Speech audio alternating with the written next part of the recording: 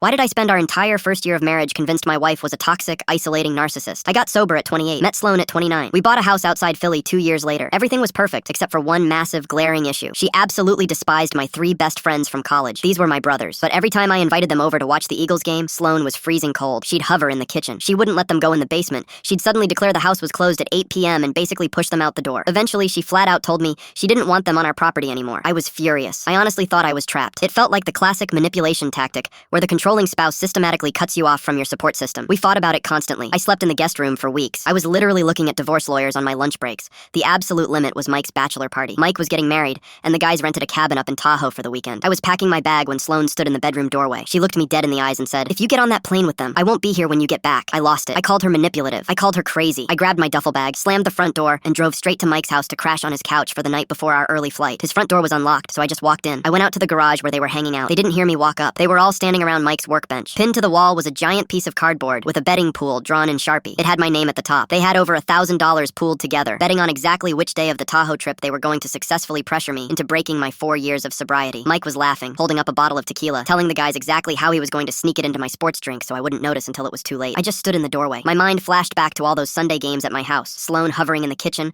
watching their hands, Sloan kicking them out early, Sloan taking all the blame and letting me scream at her. She never told me they were trying to sabotage me. She knew it would completely destroy me to find out my brothers thought my sobriety was a joke, so she chose to play the villain instead. I dropped my bag right there on the concrete. I walked back to my truck and drove home in total silence. When I unlocked our front door, Sloan was sitting on the stairs, surrounded by moving boxes, just staring at the floor. I didn't even say a word. I just sat down on the step below her and buried my face in her lap.